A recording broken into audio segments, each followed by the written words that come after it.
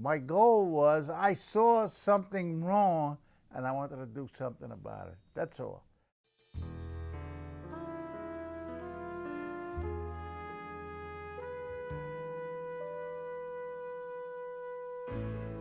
A letter carrier job is not an easy job. It's a tough job.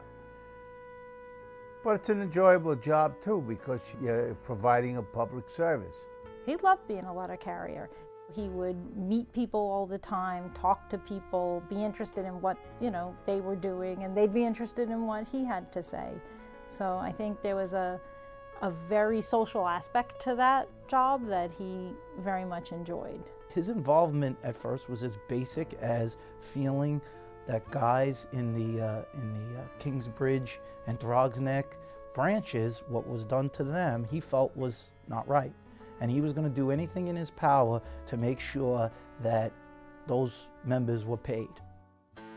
We had went for a vote. I didn't know what kind of vote it was at that time, but later on I found out it was a strike vote. This was at the Manhattan Center.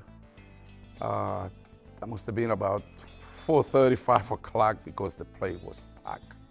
He was controlling the crowd by himself. And I said, "Oh, he's the president." They said, "No, he's not the president."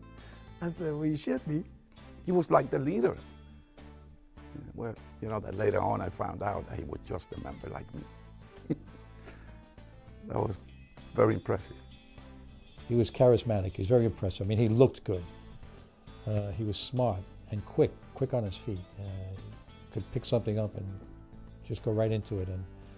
And he encouraged people with a sense of strength. When you feel that somebody's got your back, nothing more can be said. The man had your back and you believed it. And at that time, he held no official position in the union, but he was very charismatic and people galvanized around him. I and many thousands would follow him. I remember when he first ran for shop steward and he won. And somebody ran upstairs in the office to get on the intercom. So shop steward Vincent Sombrotto report to the manager's office. And the whole station went up in a row. And when Benny won, we were very happy because we found a leader, someone who was going to fight for us. They revered him higher than any baseball player. In this town, they loved Mickey Mantle.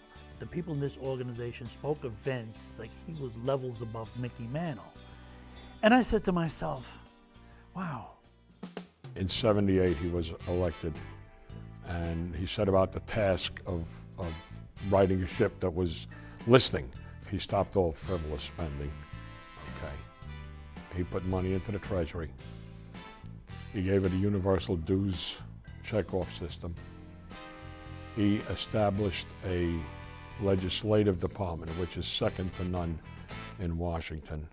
He established an education department, which is second to none in Washington.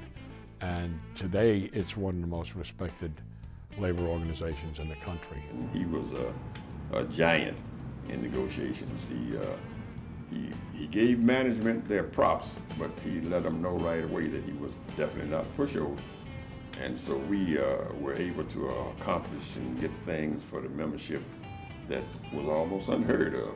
He negotiated 7 contracts, never a pay give back, always at least 3 pay increases in every single agreement that he got.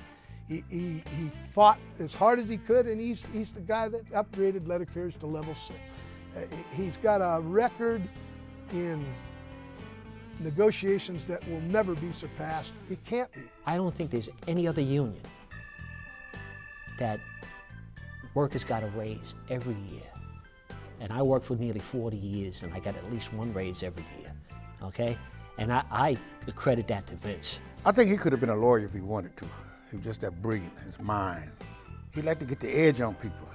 You know what I'm saying, the street thing, get the edge on them. You couldn't get over on him. I just have to say this, that You know, I'm constantly amazed that, you know, folks like this can run around trying to sell this garbage, and maybe somebody's listening to you. I don't think so, because I think the American public is too smart for that. And no matter how you try to sell them a bag of garbage, no matter how you coat it, it's still going to come out smelling.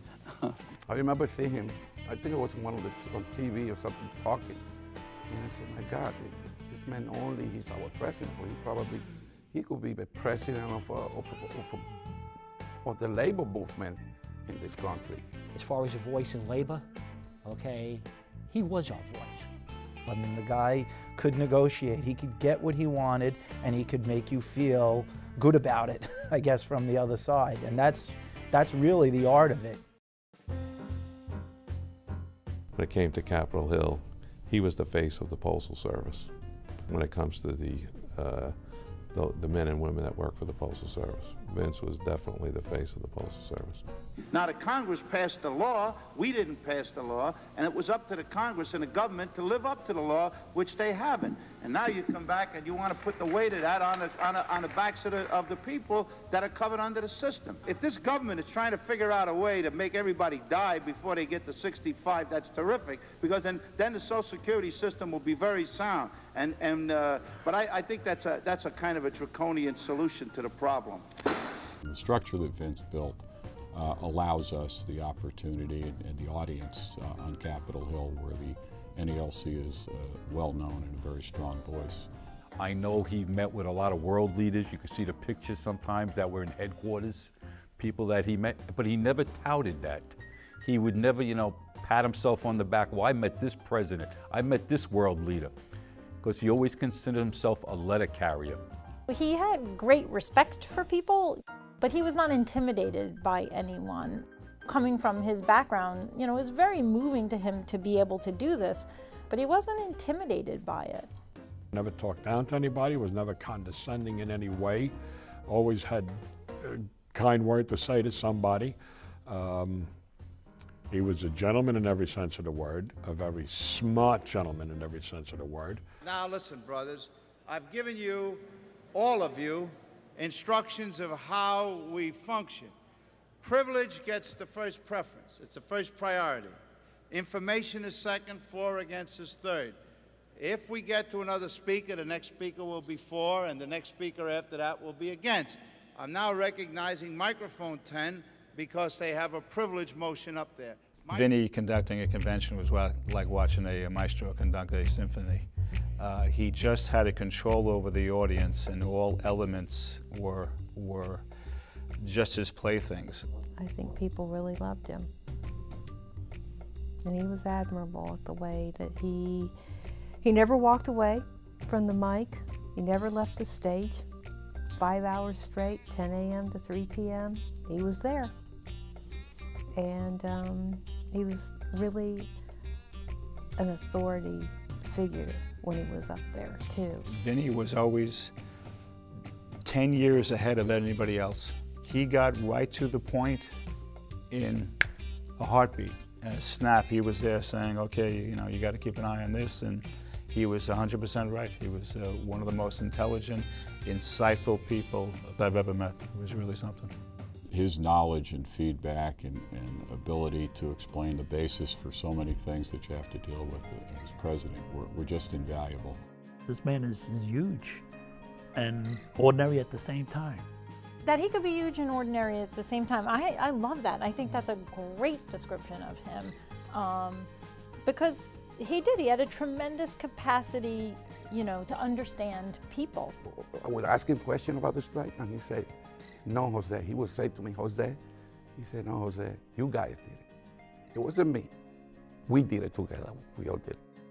He was really never an I guy. I mean, I can't ever remember him ever really telling, like, of him. It was always we, or what the union was able to accomplish. Good things could only be accomplished with the support of the membership. I think he saw, you know, the labor movement as being a vehicle for doing so much good and so many things, and the NALC as being central to that. Vince was always about giving back to the community and helping out where he could. A fine example is Muscular Dystrophy Association. That's been the NALC's baby for a very long time, and Vince continued that, and he made it better. Everybody gets opportunities to make contributions. And I think the best way we honor Vince and the massive contributions he made is by stepping up to the plate and making the little ones that we're able to do ourselves. Vince was a good family man. And his family always came first. And boy, did he love that family. One of the really nice things about talking to Vince on the phone these last few years is every time we would talk, I would hear the voices of his grandchildren in the background. And it just felt so good to know that he was with his family pretty much all the time. He was a star. That's what we called him in the old neighborhood. Star, because he was that good. The guy was like a perfectionist. Everything he did had the right touch. Vince was spectacular. I think the NALC is the NALC because of Vince Zambrotto. He was bigger than life. It was great just watching him in action. He left a legacy in terms of where we took it from the strike and how he led. Was one of the folks that led the change that, resulted in the modern day Postal Service. I think that Vince Sombrotto has a very, very proud legacy. His vision enabled us to be where we are today.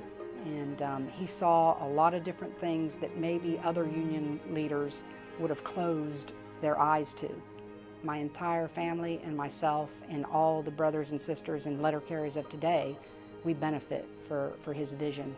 And those letter carriers that didn't know who Vince was or really didn't appreciate his accomplishments should thank it every Friday when they get their paycheck, and every time they use their health benefit plan, and every time they use any of the benefits provided for by the NALC. It's a remarkable compliment to his leadership. He was a fighter. And imagine how many families are blessed because of him. All of us retirees, all around the country, because of him, we are so blessed. You could always count on Vince to do the right thing. Vince was visionary. No question about it, a fantastic leader. Father figure. He was larger than life. You always knew where you stood with Vinny. He was fair. He was a fair guy, very fair guy, who we all very much miss. A guy like Vince Sombrotto, a gentleman like Vince Sombrotto, only comes along once in a lifetime.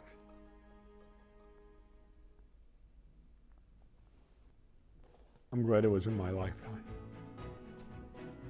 I think he wanted to be remembered for the passion, really.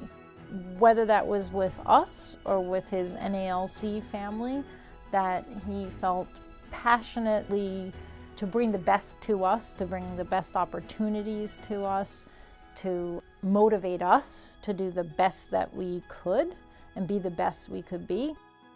I think he would want to be remembered as someone who did his share, that pitched in his part and his piece, and was helpful in teaching people how something could be done a better way, and so that future generations could do the same.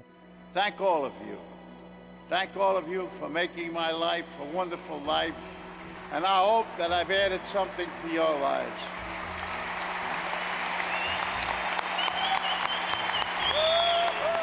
I think he was very contented at the end of everything.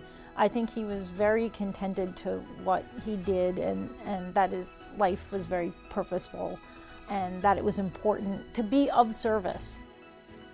I love to talk about these things because they bring back such good memories and some happy memories.